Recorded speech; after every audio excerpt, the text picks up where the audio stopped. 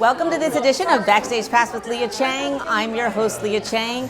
Today, I'm at the Quad Cinema for the opening night of Bunnylovr, starring and directed by Katarina Zhu and my dear friend Perry Young, who is in the film and plays her father. Thank you so much, Lia. Thank you so much for always covering us. I mean, hope you are all watching Backstage Pass with Lia Chang, because it's like award-winning journalism for our theater community here in New York City. Thank you, Lia, for covering us as usual. So happy, so happy. But what's really exciting is that Bunnylovr is actually opening in New York and LA.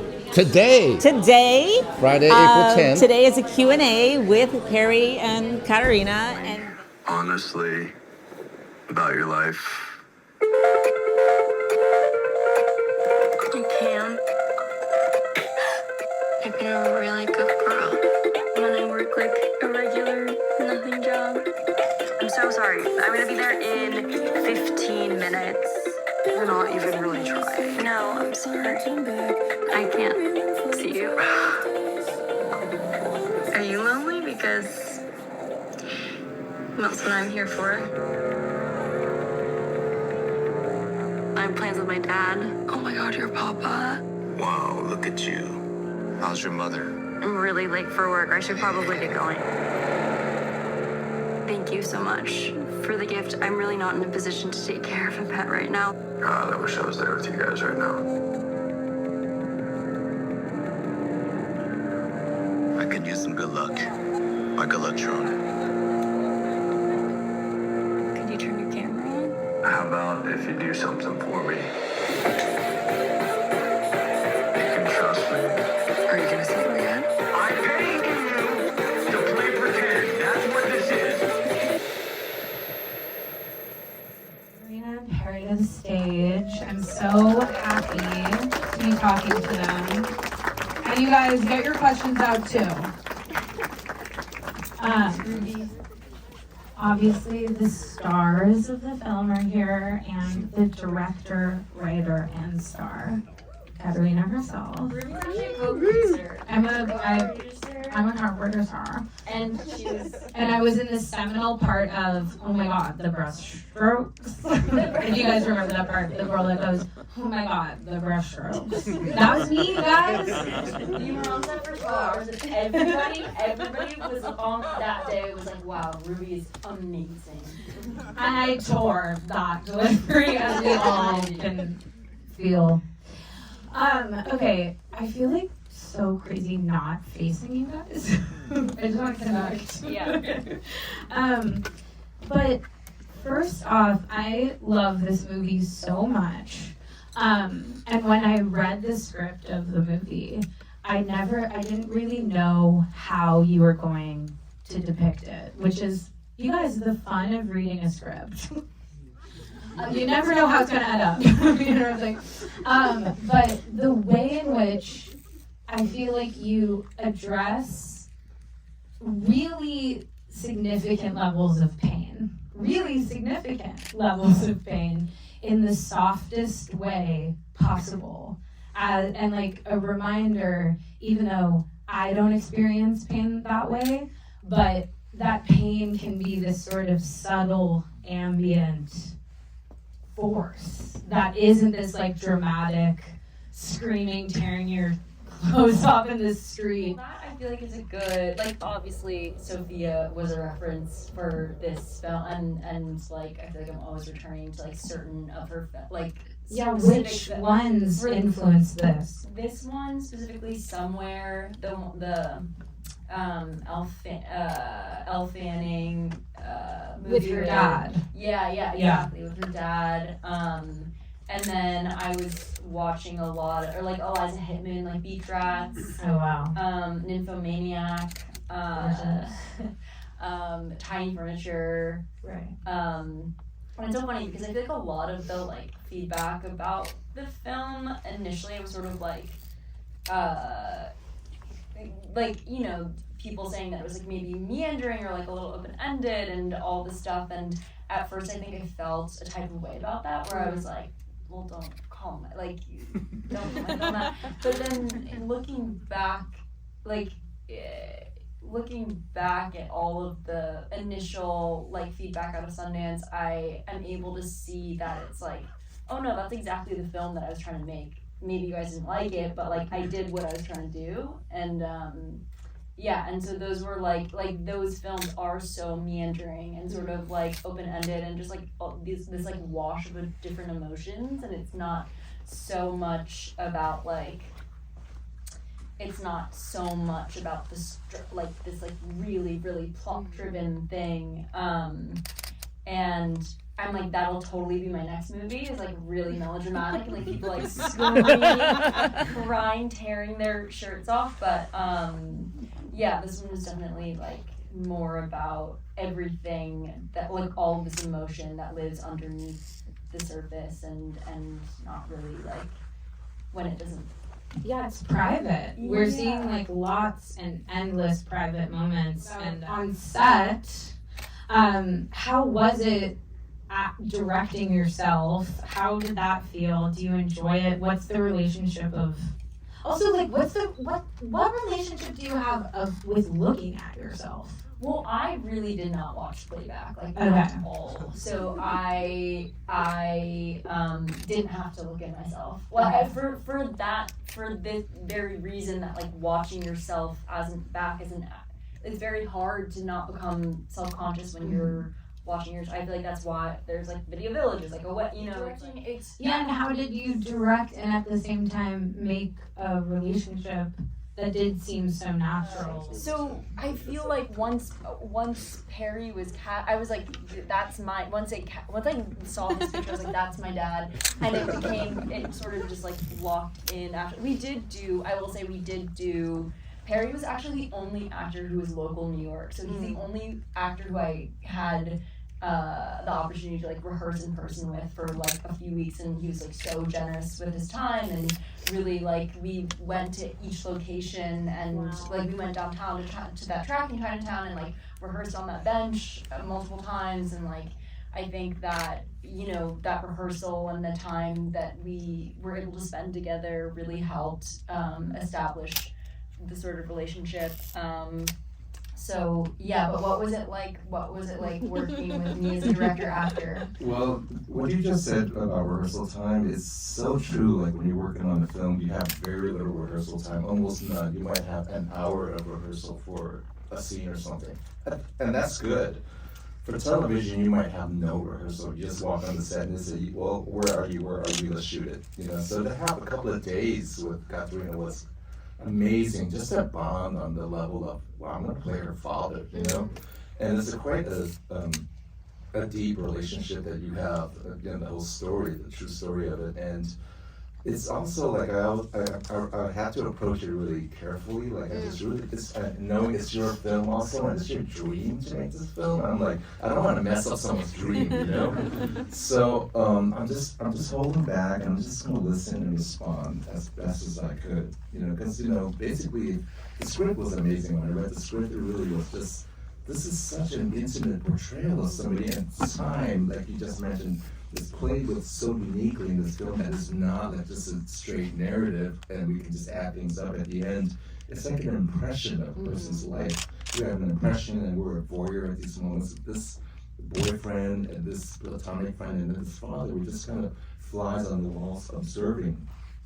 And I want to be like that as an actor for this particular role, because I want to get it right, because it really is a special film.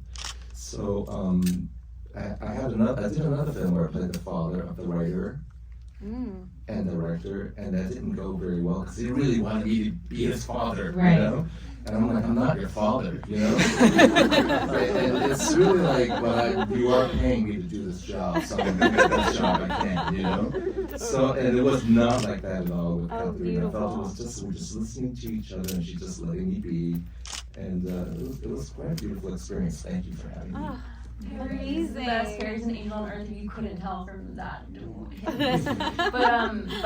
but no, I was annoying. I feel like I was annoying. I feel like Perry's like a vet, like TV vet. He's like a legend, like it really like such an amazing actor. But I think like my favorite ultimately my favorite kinds of films are the films that are like really like quiet, naturalistic, like no, it's like almost like it's like a whisper of like a performance. And so I think I kept on really asking everyone to just like take it way down, like or just like take it way like to like a really I don't know, just. You said that one time. Just think it. Yeah, maybe. Yeah. And it'll come out. That's a great direction. Just think it. Rather, I mean, I'm an incredibly, like, as an actor, I mean, my expression is a little too extreme all the time. And take it down sometimes confuses me, but think it is a fabulous direction. No, that's amazing. Yeah. That's amazing. I know, do less is like the worst. I first heard her name through friends who were at film school, or friends who were starting to work in film, who were coming up as ACs and like working under her, and they're like, Daisy is amazing. They were just like obsessed with her, like singing her praises to no end, and that was like maybe oh my god, 2018. Mm-hmm. And so we're making the movie, we're like prepping for the movie in 2024, so it's like however many years later that is. And and her name comes up again, and on our first Zoom, it's like there's like this instant connection between us. I feel like we like experience emotions in the same way. Like I feel like everybody experiences the same emotion, but I feel like the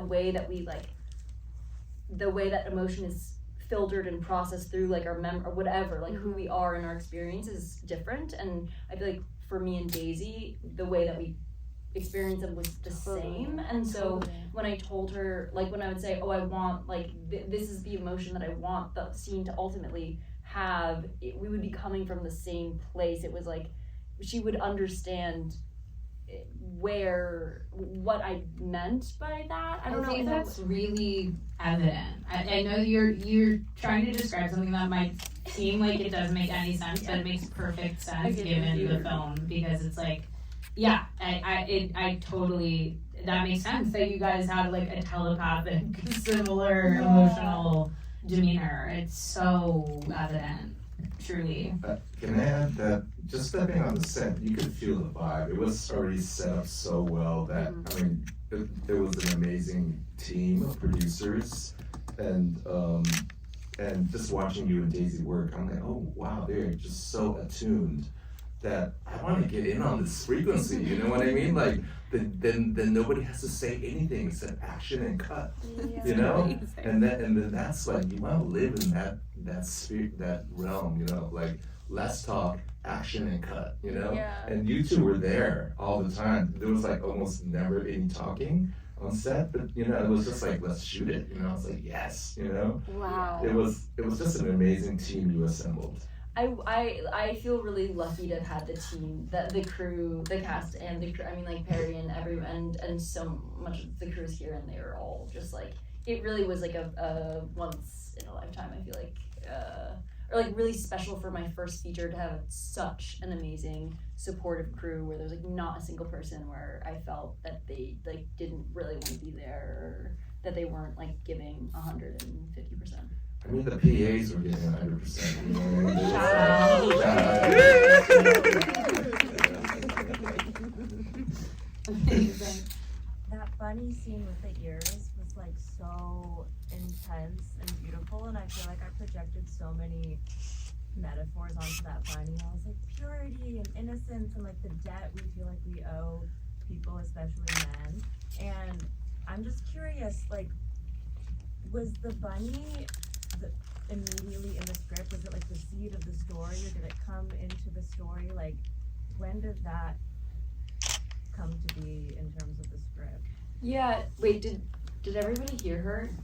Okay, cool. I feel like the bunny came into the script pretty early on, maybe like a quarter of the way through.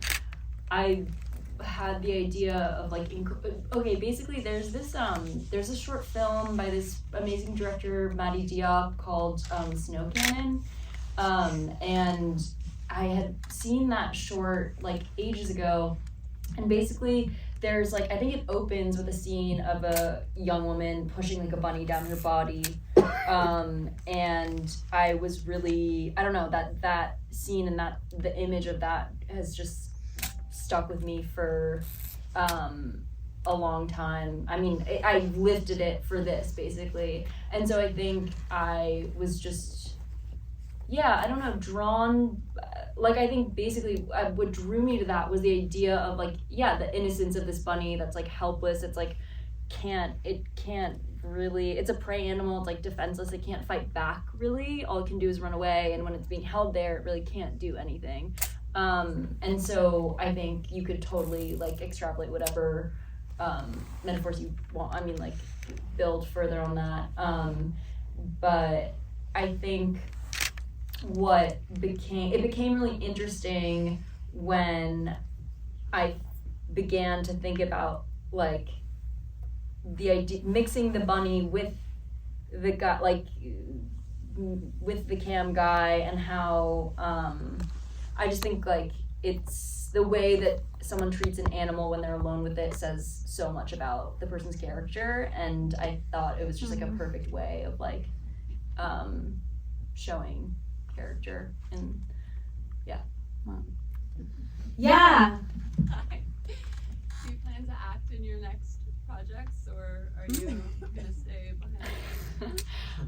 The immediate next one, I'm just gonna direct, but if anybody else needs an actor, I will act in them. Absolutely. Yeah. Your acting is unbelievable. It's so beautiful. Tink you, Ruby. I love it. Thank you. Thank you guys for Thank coming you. out.